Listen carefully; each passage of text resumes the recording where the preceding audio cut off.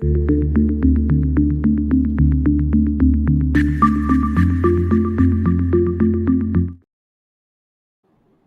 afternoon and welcome to BizTech's Asian Midday Market Watch. It's Thursday, the 6th of July, and we have our regular Thursday guest, David Kuo, founder of the Smart Investor out of Singapore. David, as always, good afternoon.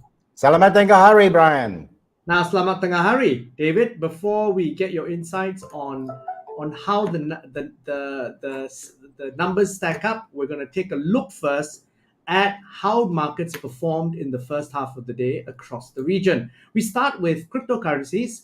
Bitcoin was at 30,462. It's down 1.32%. Ethereum is at 1,911. It's down 1.31%. Now, looking across regional stock markets, we start where you are, David.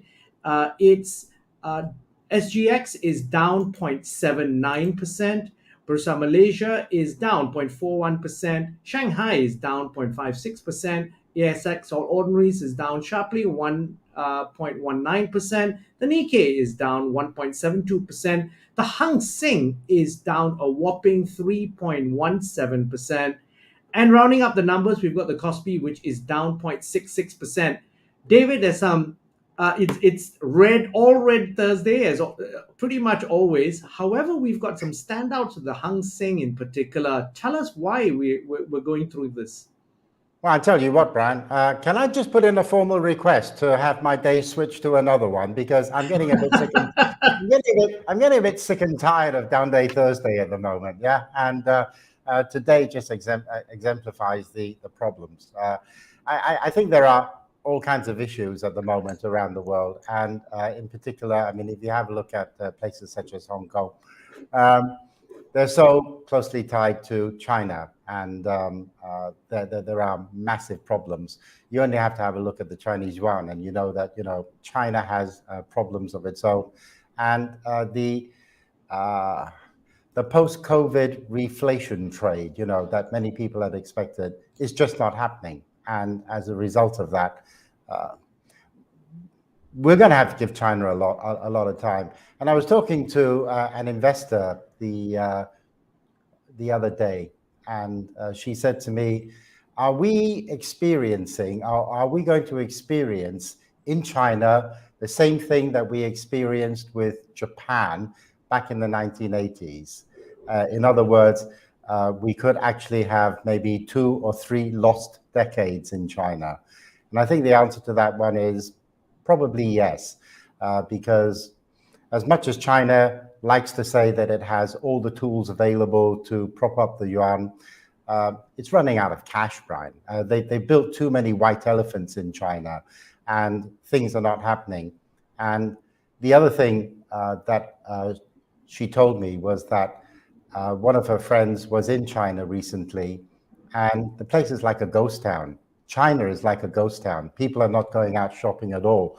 So relying on the Chinese consumers to go out there and spend and drive the economic growth in China is not happening. So on many levels, China is facing headwinds, and it's going to be tough. It's going to be really tough for China, and it really needs to recalibrate and say, what exactly does it want to do, and how is it going to go about doing it? So I feel sorry. Having said that, what she did say was that her friend did notice that many of the restaurants were busy. So the essentials, people are still spending, but the non-essentials, they're not, because they just haven't got the cash anymore. Then you got high levels of youth unemployment in China, which is a problem. And so it's something like 1 in 4 now. Yeah.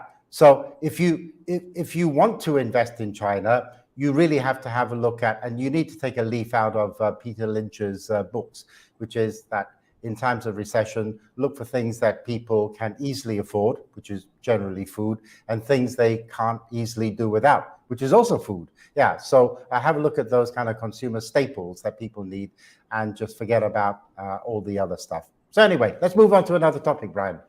Now, the other topic then we've got to talk about the Fed meeting minutes and the suggestion that more rate hikes ahead, but at a slower pace. Yeah, and what the Fed minutes actually told us was that most of the committee members, not all, but most of the committee members said it would be the right thing to do to pause in June. But they also said inflation is still a problem. So let's pause in June, take stock of what is going on as far as the economic numbers are concerned, but the general trend is still up. So all those people who are hoping for some kind of Fed pivot, that's not happening. And the Fed is determined to clamp down on inflation. And if that means driving the economy into some kind of recession, they're prepared to do so. So as painful as it may be, interest rates are going to carry on rising. And the Fed has learned from the past. I mean, not Jay Powell, but he's learned from the past in terms of Paul Volcker, that you cannot afford to ease off, because the moment you do, then you think you're going to be okay. But then because of that buildup of inflation in the system, it's going to explode again. And then next time you do it, the next time you have to increase interest rates, it's going to be even more painful. So people need to ask themselves, are you willing to tolerate, say, interest rates at maybe 6% or just slightly higher than 6%? Or do you want to keep interest rates at the moment at around 5% and then enjoy yourself for a little while and then suddenly find that interest rates need to go up to double digits in order to clamp down on inflation? So maybe it's a case of take the pain now rather than having to take more bitter medicine later on. Now, David, speaking of bitter medicine, it's plain to see, although it's happening slowly, we've got quantitative tightening that's happening, and that's creeping into the conversation more and more among investors. How serious an issue is this, and how should we react to the tightening of credit markets around the world? I think it is very worrying, Brian. I'll tell you why.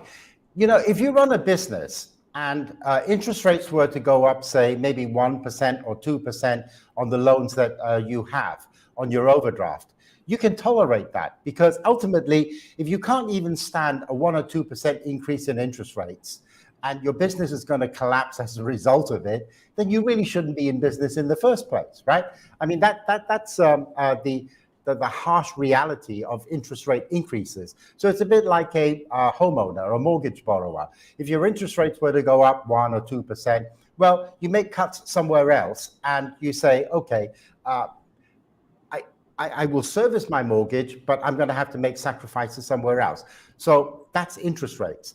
Quantitative tightening, on the other hand, is when the credit is no longer available. So if you can you imagine what would happen? Not that I'm saying it will happen, because it won't. If your mortgage lender says to you, oh, you know that $500,000 that I lent you, I want it back now.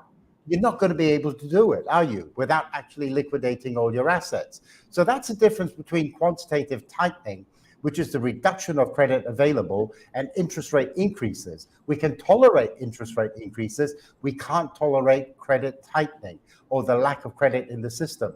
And this is happening already. And just to remind people, $1 trillion is going to be removed from the American economy this year. We're only halfway through that, and people are already squealing because they're saying, I can't get hold of credit. And on a more personal level, I was written to by my bank that said, you know, that complimentary overdraft facility that we gave you, we're canceling it now. First of all, I never needed it anyway. I forgot all about it. And so when they removed it, it wasn't a problem. But let's say you are a homeowner, let's say you are a consumer that occasionally dips into that overdraft. It means that that safety net will no longer be there, Brian. Exactly. It means that if on occasions your paycheck hasn't arrived on time, but you still need to actually go out and do your shopping, it means literally that when you get to the supermarket queue, you will not be able to pay for those groceries on your debit card because there's no money in your bank account. And that's the reality of quantitative tightening. And since we're only halfway through and people are already feeling the pain, I can't imagine what's going to happen towards the end of the year and whether or not the Fed is going to continue shrinking its balance sheet in 2024 and take another trillion out of the global economy. If they do that, Brian, I have no idea how many businesses, how many households are going to go belly up. Now, on a final question, David, closer to home, Malaysia is about to have its state elections. Um, from your foreign investor lens, how are you seeing this and what do you think the impact will be? How many more prime ministers do we need to go through, Brian? Right? I don't think we're going to get a change in leadership. I cross my fingers and hope we're not going to get a change in leadership because I think Anwar Ibrahim is doing a good job. But it is going to test the unity government of his.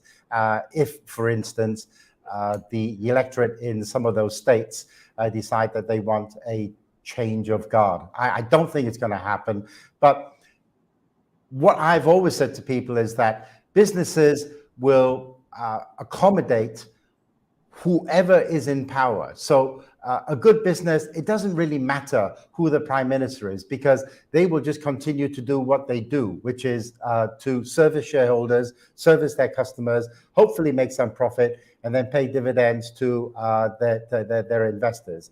And if you pick those kind of businesses, the likes of Carlsberg, Heineken, British American Tobacco, KLCC, Staple Securities. If you invest in those kind of companies, it doesn't really matter whether or not there is going to be a change of leadership because they'll just carry on doing what they've always been doing for tens of years in the past. And a change of government isn't going to affect them one jot. So just stay calm and keep invested. On that note, David, thank you. We'll stay calm and keep investing. Thank you very much for coming on the show. Thank you. Now, I'm Brian Fernandez, and we've been speaking to David Kuo, founder of the Smart Investor in Singapore, on BizTech's Asian Midday Market Watch. This show will be on our website, www.biztech.asia, as well as our syndication partners, TV stations, radio stations, and websites. Thanks a lot for tuning in.